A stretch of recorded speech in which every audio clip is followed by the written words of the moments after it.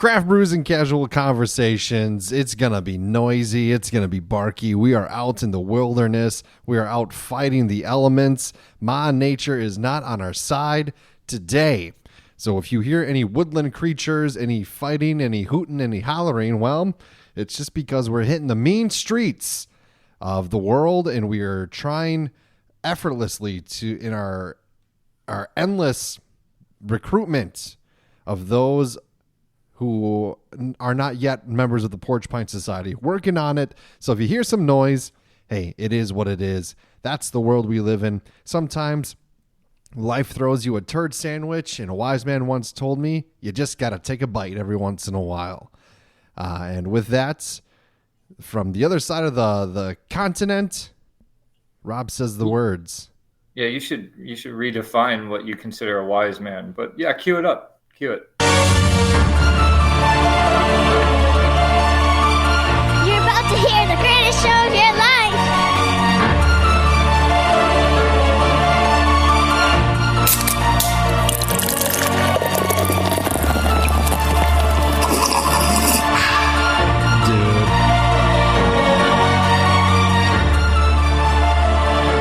Dudes with brews on a porch with Rob and Drew.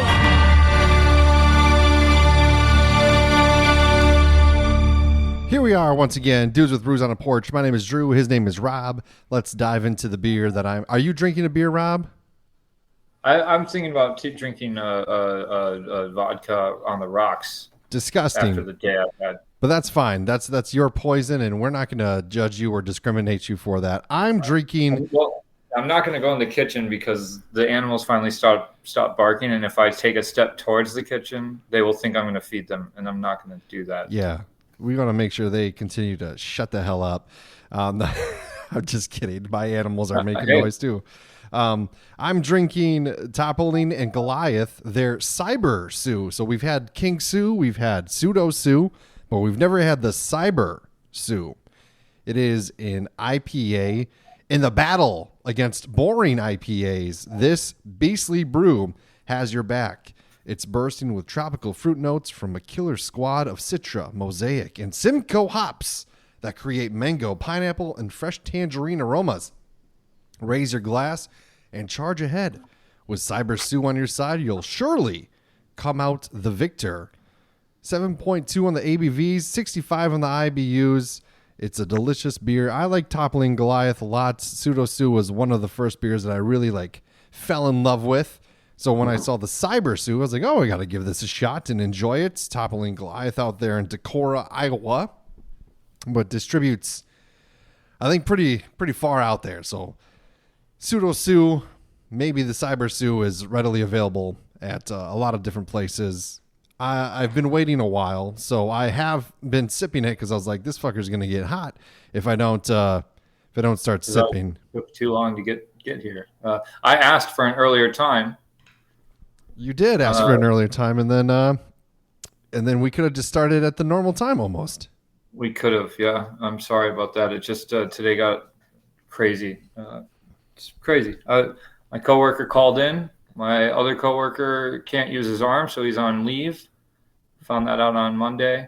My other coworker on vacation, so that leaves me to tend to 400 plus units, 3 buildings. You can do it. If I know anything about you, Rob, it's that you are a handy man. Well, yes. More ways than one. Yes. Cha-cha-cha. Add nest to that little handy sometimes. Yeah, that's all right. So you're drinking Pseudo Sue? Is that Psuedo? Yeah, I'm drinking Cyber Sue. So it's like Pseudo Sue. You've had the Pseudo Sue. Okay, all right. Yes, named after the dinosaur in some place. I think it's the Smithsonian. I thought you were going to say in Jurassic Park. Conquers the world, whatever the newest one is. I don't think they named the dinosaurs in those ones. I wish they would. Oh, here comes Peggy, the Triceratops. They named one of them. They brought in Christopher Pratt to do it, but yeah. Blue. That's right. Billy Bob. No, Blue. It was Blue, wasn't it? I knew something from a comedy movie. Christopher Pratt, or Chris Pratt, as the rest of the world calls him. But you like to be a little more formal, I guess. Well, his full given name is Christopher Prattsworth III. Yeah, something like that. I'm sure you're correct on that. Pratsington. But the point of this episode today is while we were in California together. I gotta try to turn the light on here. Hold on. I'll give you the setup to this. I'm such a good host that one of the things we did was sit on my couch and watch a TV show. That's all right. We needed it. We needed the rest. We walked a ton.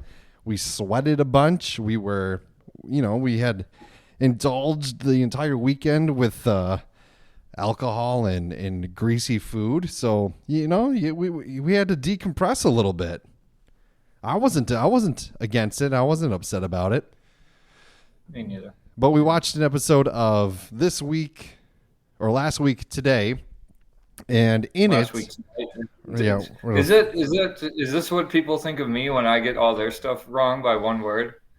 We watched this week today. It's last week tonight, but okay. Something like that. It was just a true old man moment, and I like it. I love it. And they were. Now I do want to be a handsy man. They were talking about, or they had like a senator on there who has created his voters. He's created the Baileys. I don't know the full backstory of it, but it inspired me a little bit. Yeah, was it Chuck Schumer? Chuck Schumer, I think. Yeah, created this family, this couple called the Baileys, and how they live and vote. And he seems to go really in depth about them, and really cares about them, and they're fictional characters, more or less. And I was like, we should do that for our show. We should develop our listener, our core audience. A lot of people do that. They create a fictional person of this is who we are making content for. This is who we are entertaining. This is who we're trying to reach. So, Dudes with Brews on a Porch, a podcast that's been going on for 8 years now. Rob, can you believe it? 8 years? It's hard to believe. It is hard to believe that we've been able to ramble and find... Other than in our lack of ability to come up with things to talk about. Huh? What'd you say? I think there was just a lag, which made me talk right over the top of you, and we might be in a lag circle right now. Yeah, that's kind of the story of our life a little bit, which is... yeah, it's been 8 years. We still haven't figured this damn lag out. Yeah, but we wanted to create a listener. So, Rob, why don't you start what do you think when you think of this podcast? Who should we be catering to? Well, I think our key listeners went to tech schools, technical colleges, community colleges, not because they didn't have the grades to go to Ivy League colleges, but because they had the logic to get the right bang for their buck. That's my first. That's what I'm throwing it out there. That's what I think. So when we think about that, we have two hosts of the show. One of the hosts went to technical college for an honorable trade, and the other host has gone to college a total of 3 times. Has a bachelor's degree and 2 masters, and so you're saying. Because I have less logic, because, yeah. Well, no, I mean, I was going to say, they're as smart as you, but they're as logical as me. No, that's fine. That's fine. You're not wrong. So, okay, we have tech school people. So how long does it take these individuals to complete their college courses? Tech school is usually around 2 years. Are 2 years. Are we giving them 3 years? That fucking dog. 2 to 3 years. We're going to say they milk it out because they want the experience. They want the college experience, but they don't want the college debt, more or less. Yes. And so then how old are these people? I think they're 25 to 57. 25 to 57. Yeah, they're not recently, some of these people went back to school. Okay. Some of these people, went to school a while ago, and they've been a tradespeople for a while, and they just need something to listen to while they have a delicious IPA after work. a hard day's work. Well, we need to narrow it down to one individual. One individual. Let's give that individual a name. It's odds are it's going to be a male. Let's put him at the 20, like 30 years old. 30 years old. So in the middle of that range. Okay, yeah, you're right. So I'm just I'm giving you my first. I thought we were just throwing out ideas and we're going to narrow them more. Like you say, I'll say something, you say something. Go, okay, I like that. I like this. Let's build this into a backstory. So yes, I like your age. What do you think for a name? I think when I think of a person who goes to the local brewery or the local tavern and is slugging beers on a kind of a consistent basis, I think of something along the lines of, an everyday kind of person, a person that blends in with the crowd for the most part, doesn't really stand out all that much, has his moments where he shines or where he has some area of expertise, and then when the topic of conversation comes up, he's like, "Oh, I can do this," and he's the life of the party. But for the most part, he's on that outer ring, mingling with a couple of other people. No one necessarily knows he's there, but no one necessarily knows that he's not there. Or does that mean the same thing? I don't know. I mean, it can work both ways. I have a name in my head that comes to mind, but what's your name? The name that comes to my head is Donald J. Clemens.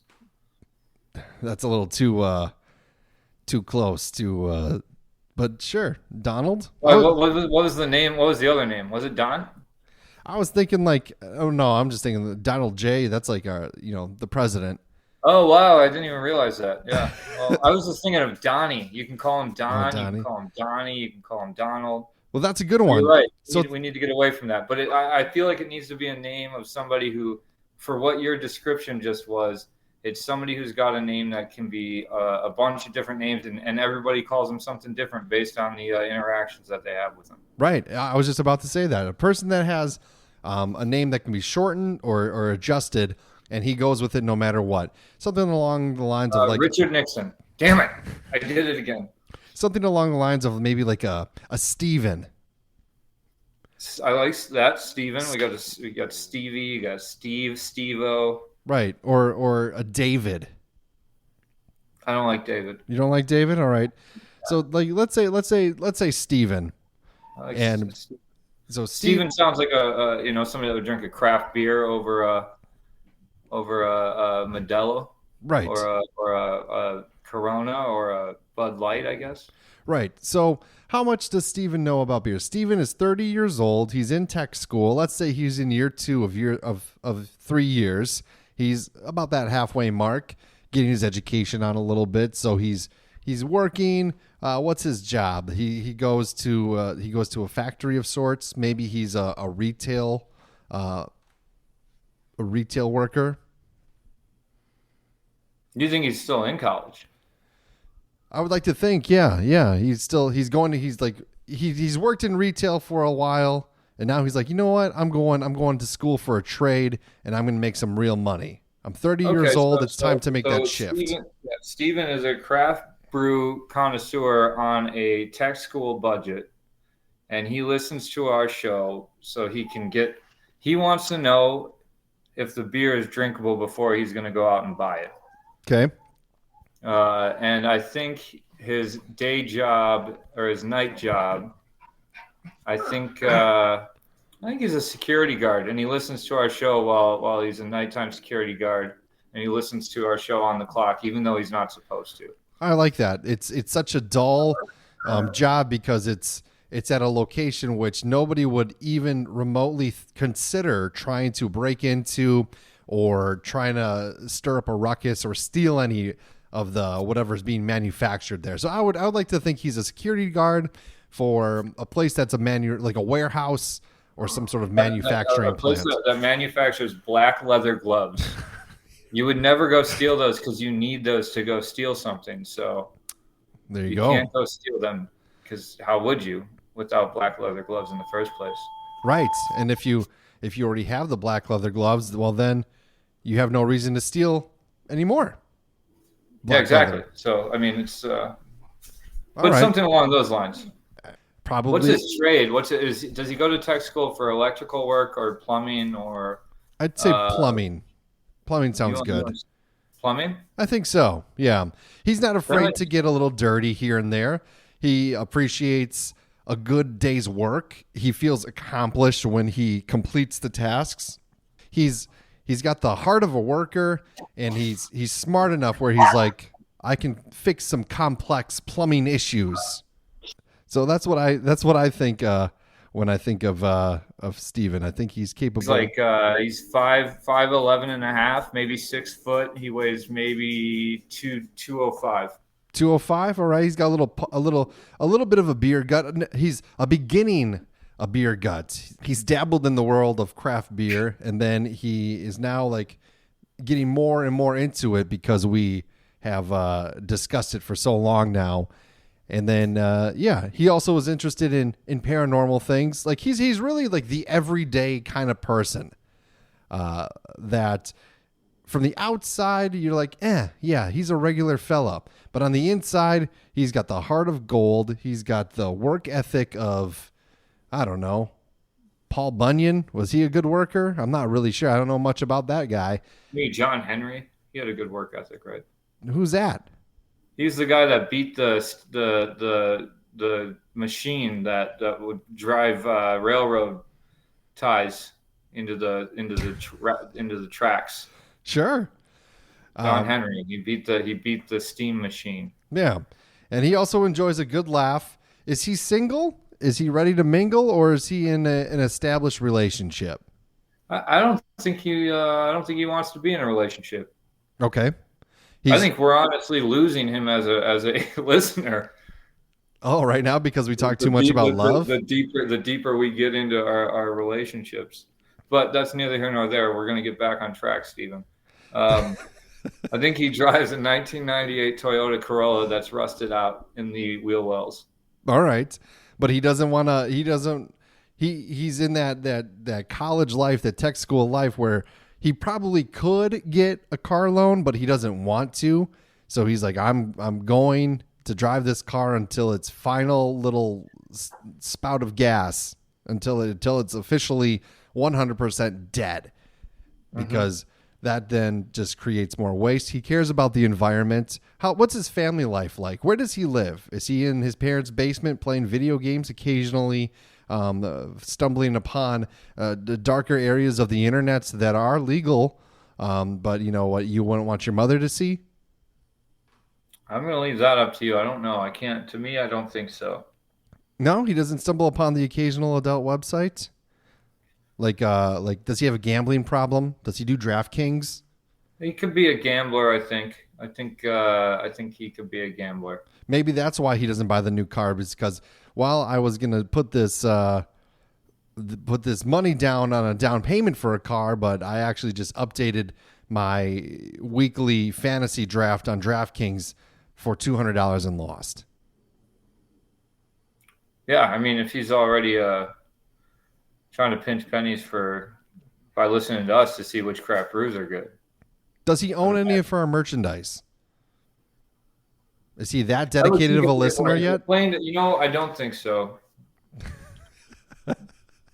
Yeah. I think only friends and family of us have the merchandise at this time. That's not true. There's people that have bought it that I didn't know who they were. Okay. Yeah, to be honest, my main question was Stephen, and this is a very important question to me. P or pH? I think it's Steven. You think he's a V man? All right. A V man, yeah. I think he is a V man. Know what I'm saying? Even the V man. Yeah. And that's okay. And that's okay. Even if he was a P or a PH man, we would still love him. We would still care about him. Personally, I don't think he goes by Steven anyway, unless it's in very certain company. Yeah, formally, like when his mom is yelling at him, or when he does have like a partner for a brief moment of time, she's upset with a choice that he's made. So what does he go by every day? What do people call him? It's just, hey, that's old Steve there. That's Steve. You know what? I think he goes by Stu. Stu? Yeah, I know it sounds ridiculous, but I think we have to create the backstory for this. But there's some reason why he goes by Stu. I haven't figured it out yet, and that's okay. It took Chuck Schumer 3 decades to come up with the perfect backstory for the Baileys. So I mean, we're just trying to get our wits beneath us here. Right. But I think he goes by Stu. I think he doesn't like Steven. Maybe it could be like back in like first grade, there was 5 other kids named Steven in his classroom. And he's like, you know what? Call me Stu. There's no Stewarts. There's no, I want to be a little different. He like I said, he blends in the crowd for the most part, but there's moments where he shines and moments where he's like, you know what? I want to be unique. I want to be the center of something. I want to be different than the rest. Call me Stu. And they're like, well, what's your middle name? And he's like, well, my middle name is, Lee, Stephen Lee. Yeah, just call me Stu though. Yeah. I think he went to write Steve and he just kept going with the V and turned it into a W and was like, oh, that works. Yeah, I like that as well. It's just off the cuff. He didn't want to be. This is a man who makes himself who he wants himself to be. Right. I hope those are our listeners. I hope our listeners don't fall into societal norms. Yeah. What hobbies? What's this man's hobbies? I would say when he's not, working his overnight job or he's not at school, some of his hobbies involve he does go to the tavern. He's got a spot that he goes to. He walks in and people go, "Hey, there's Stu," and there's some people that really know him go, "Oh no, that's Steve." Mm-hmm. So he's a regular at an establishment that he frequents at least once or twice a week during the work week, when he can. On weekends, I would say he plays video games from time to time. He's not very good, but he tries. He tries his best to accomplish the missions at hand on the video games. And then outside of in the world, I would say he is. I think he watches. I think he goes on hikes and marks off. He goes bird watching. He looks for specific. You would like birds. That, wouldn't you? I would. Well, I mean, I won't dispute it. I was going to say, I bet you can make a fire better than all of his friends. Sure. Yeah. And also, I mean, to me, I really feel like our key listenership are people that want to believe they're the best guy at cornhole in the room. Right. Even though they're not. They might not be. They're not bad. And when they're on, they're on. But that's everybody with cornhole, unless you're a pro, I imagine. And those pros, they weight their bags. I mean, let's be honest. I do like that. So I think we have a good base. I think we can think about it more, but and we can develop it a little bit further. But from time to time, we need to refer to, hey, what does Stu want right now? Yeah, what's Stu looking for in our next strange brew? Right. Does he believe in aliens? Does he believe in Bigfoot? Or does he want to be convinced of these things? Is he skeptical for the most part, but then, with enough convincing, with enough evidence or enough persuasion from you and I, maybe he'll sway his views? Yeah, that's the thing. I think he wants to believe in conventional science and conventional wisdom. And from now on, it's going to be my sole purpose in life to sway him of that belief. I like that. So we got a good premise right now. We got a good base, and over time we'll do it. And he'll be, I think he's a member of the Porch Pint Society. He is bought in. He believes in uniting the world via a delicious beverage across the globe, across all porches. So, and he understands that this is not a cult. So I like that. I think he's got a good head on his shoulders. Stu, we like you. We salute you. Welcome to the world. Welcome to existence. Yeah. You have now been given a name. So I do want to talk about one thing that let's move on. That has been bothering me recently, Rob. I was in a text exchange with somebody, and I've had conversations with people lately that have been using this phrase, and it really rubs me the wrong way when people say it, when they go, "Oh, I love that for you. I love that for you." And I'm like, "What do you mean for me? You love that for me?" As if you wouldn't want that to happen to you. You wouldn't want that to be your thing. But I'm such a simpleton that it's good for me. Oh, good job, buddy. You did it. That's certainly condescending. What? It's certainly condescending, that phrase. Yeah, I don't like it at all. I don't like it one bit. I'll tell you that. And it's like, why even say it? And why have I been hearing it so much? It's just been driving. It really has driven me crazy. And I just want to be like, of course, I don't say anything to the person who says it, but I just want to be like, what the fuck you mean by that? You love that for me. What do you mean? You think I'm an idiot? It's like the lead-in. If you're like, oh, string beans are really good for digestion. I've been on string beans and it's really helping. I love that for you. I'm trying to give you some tips here. Right. All right. Or it's like you're the one that asked me how it's going. Oh yeah. This happened. Oh yeah. What have you ever said? I hate that for you. Right. How does that make you feel? If somebody goes like, "Hey, how are you doing?" My turtle died. Oh, I hate that for you. Right. I hate it enough myself. I'm not looking for you to do that for me. Right.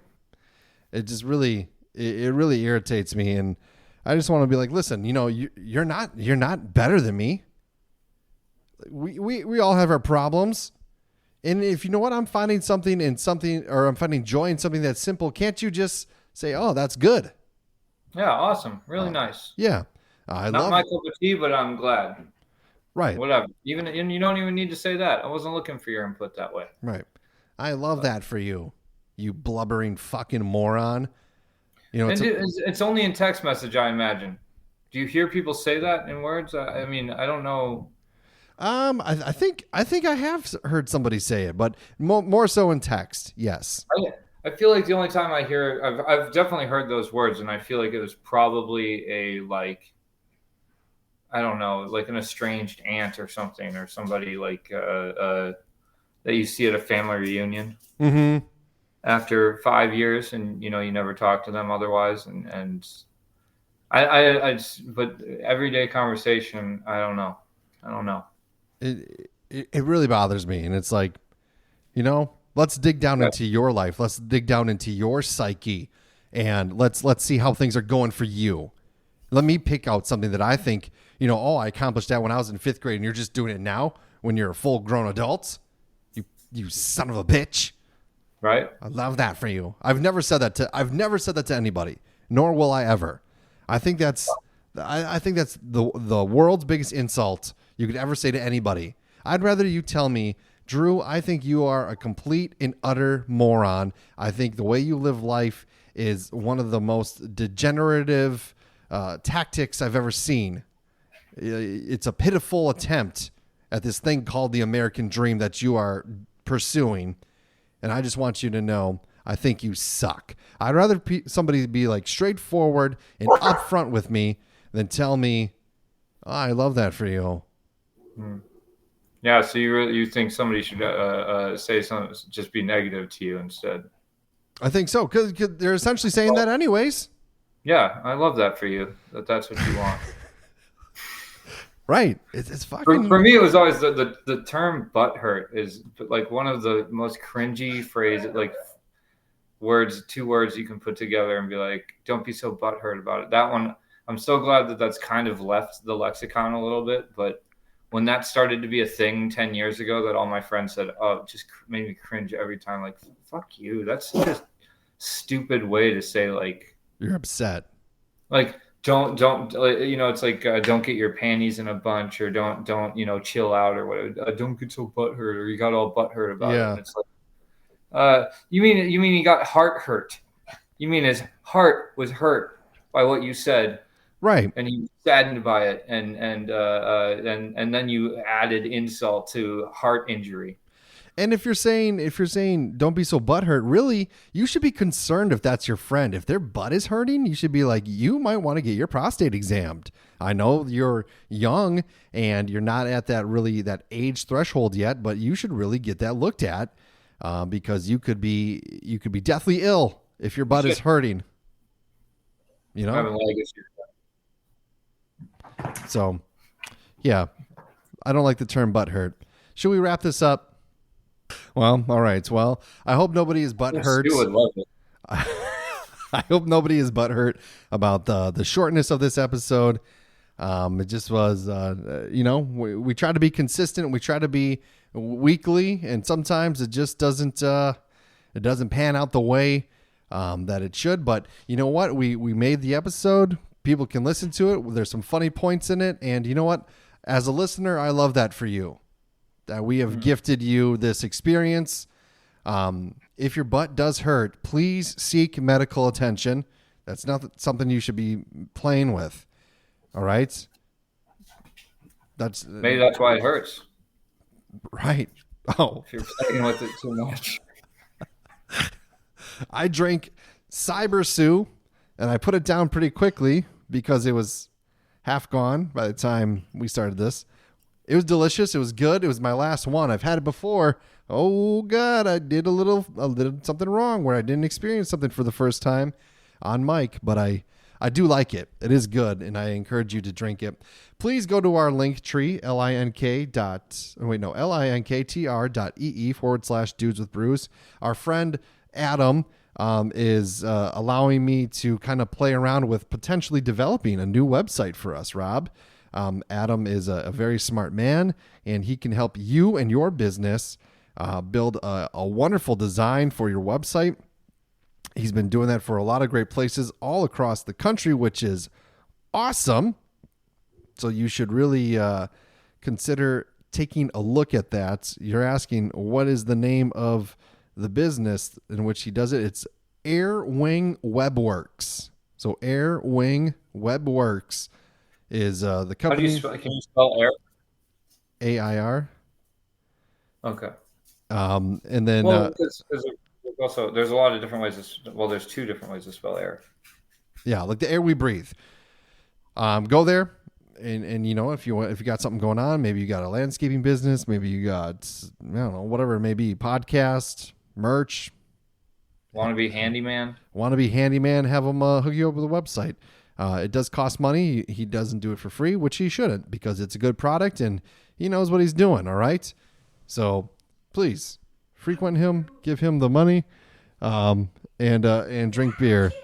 All right. Toodaloo.